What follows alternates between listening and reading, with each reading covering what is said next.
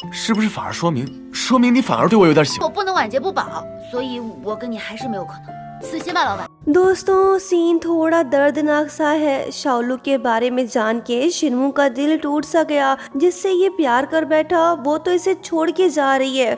बंदा सोच में पड़ गया कि अब ये क्या करे, लड़की को रोके या फिर उसे जाने दे। असिस्टेंट बोला कि बॉस मुझे बीच में बोलना तो नहीं चाहिए, पर आपकी ये हालत मुझसे देखी नहीं जा रही। देखिए बॉस, आपने और मिस शाओलू ने एक दूसरे को गुड बाय तक नहीं कहा, सो आपको उनके पास जाना चाहिए। इसी बहाने उसे रोकना चाहिए। जो आपके दिल में है वो उससे कह दीजिए, जो सवाल पूछना है वो पूछ लीजिए।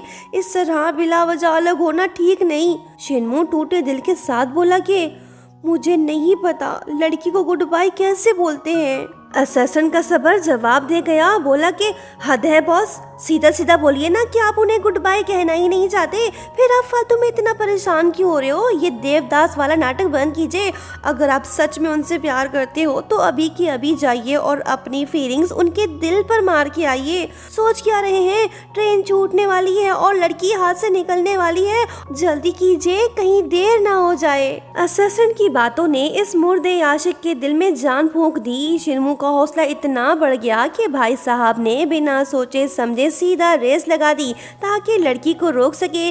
जब ये बाहर पहुंचा तो इसने देखा कि शाओलू अपना बैग उठाए जा रही है। शिन्मू ने फिल्मी स्टाइल में उसे रोका और उससे सवाल पूछा कि तुमने अचानक से रिजाइन क्यों दिया और बिना बताए कहाँ भाग रही हो? शाओलू पलटकर बोली कि मैं इसलिए जा रही हूँ क्योंकि मुझे एहसास हो गया है कि जिन चीज़ों के लिए मैं अब तक लड़ रही थी उनका अब कोई मतलब ही नहीं रहा। सब बेमायने सा हो गया है। अब मेरा यहाँ रहना ठीक नहीं, इसलिए मैं और शिनशिन सब कुछ पीछे छोड़कर एक नई ज़िंदगी शुरू कर रहे हैं।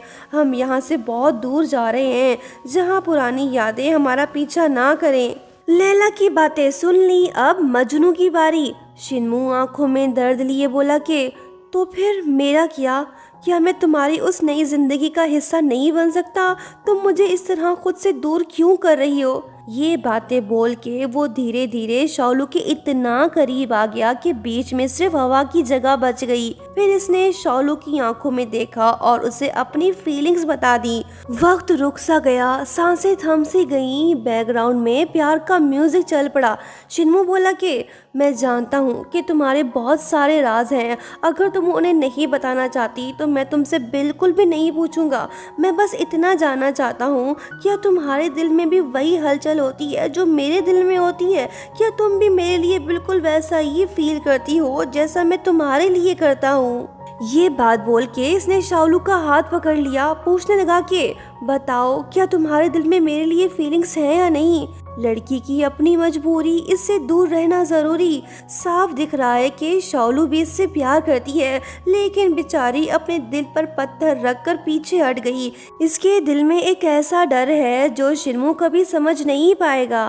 टूटे दिल के साथ बोली कि अगर किसी दिन मैं अचानक से गायब हो गई, बिल्कुल वैसे ही जैसे मैं कभी थी ही नहीं, तब तुम क्या करोगे? फाइनली शाओलू ने इसे बता ही दिया कि वो इस जमाने की है ही नहीं बल्कि फ्यूचर से आई है, सिर्फ एक मकसद के लिए, अपनी माँ को रेस्क्यू करने। टाइम ट्रेवल की बातें सुन के शिन्मू का सिस्टम तो हैंग हो गया। कहाँ बेचारा रोमांटिक बातें कर रहा था और कहाँ शाओलू ने उसे सीधा back to the past movie में पहुँचा दिया। फ्यूचर, टाइम ट्रेवल, माँ को बचाना है? कैसी अजीब बातें कर रही हो? क्या कहा? तुम और फ्यूचर से आई हो और ये भी कि तुम शिनशिन की बेटी हो? देखो लड़की, अगर ना ही बोलना था तो साफ मना कर देती। तुमने मुझे रिजेक्ट करने के लिए इतना घटिया बहाना बनाया, कुछ भी। शाओलू बेचारी खामोश हो गई। अब ये ससुरे को कैसे यकीन दिलाए कि ये वाकई में फ्यूचर से आई है? शिन्मू को पास्ट फ्यूचर से कोई लेना देना नहीं, ये तो बस शाओलू के दिल में जगह बनाना चाहता है, उससे अपना बनाना चाहता है। सो इसने रोमांटिक वे में लड़की को दबोच लिया। शाओलू तो चिढ़ गई, पीछे हटकर बोली कि पागल हो गए हो क्या तुम? होश में आओ, मैं तुमसे प्यार नहीं करती। ये बात बोल के अपना रुख मोड़ के ये जाने लगी। लेकिन हमारा हीरो भला कहाँ हार मानने वाला है। चिल्लाकर बोला कि चाहे 30 साल हो या 3000 साल, मैं तुमसे मरते दम तक प्यार करता रहूंगा। तुम भले ही मुझे भूल जाओ पर मेरा प्यार तुम्हें ढूंढ ही लेगा। शाओलू ने इसे कोई जवाब नहीं दिया, वो तो कब की जा चुकी है। शिनमू का दिल तो कांच की तरह बिखर गया। इसने पहली बार किसी से सच्चा प्यार किया और बदले में क्या मिला? सीधा रिजेक्शन। बंदा दुखी तो होगा ना। पुरानी यादें और लड़की की बातें इसके दिलो दिमाग में ताज़ा हो गईं। कैसे शाओलू शुरू से ही इससे नफरत करती थी, यहाँ तक कि उसने इसे खूनी तक कह दिया था। शाओलू ने बातों ही बातों और इशारों में कई बार बताया भी था कि वो फ्यूचर से आई है।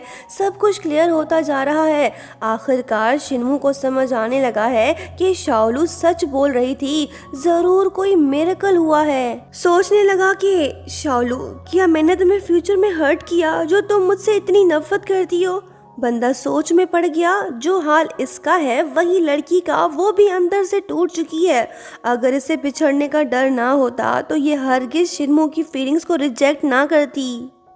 शिनशिन भी समझ गई कि शाओलू का दिल बेचैन सा है। ये इसे समझाने लगी कि सुन दोस्त, शिनमू सच में तुमसे बहुत प्यार करता है, सो तुम खुद को उससे दूर मत करो। लेकिन शाओलू इसे साफ कह देती है कि ये उससे कभी प्यार नहीं करेगी। इसका डर भी अपनी जगह ठीक है। जो लड़की फ्यूचर से पास्ट में आ सकती है तो अचानक से कभी भी वापस जा सकती है। अगर ये शिनमू से प्यार कर बैठी फिर एक दिन अचानक से गायब हो गई तो उसके बाद शिनमू का क्या होगा? बस इसी वजह से इसने उसकी फीलिंग्स को रिजेक्ट किया ताकि आगे जाके उसका दिल ना टूटे।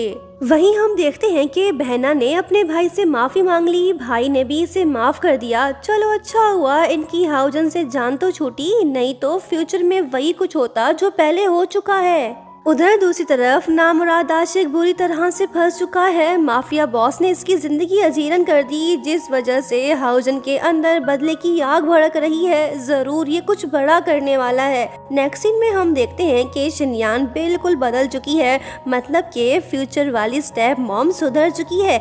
इसने शिनशिन और शाओलू को अपना बेस्ट फ्रेंड बना लिया। ये तीनों सहेलियां तो खुश दिखाई दे रही हैं, लेकिन बैकग्राउंड में एक आवारा आशिक की रूह भटक रही है। जी हाँ, शिनमू की बात कर रही हूँ। बहना और शिनशिन तुरंत समझ जाती हैं कि शिनमू के दिल में क्या चल रहा है।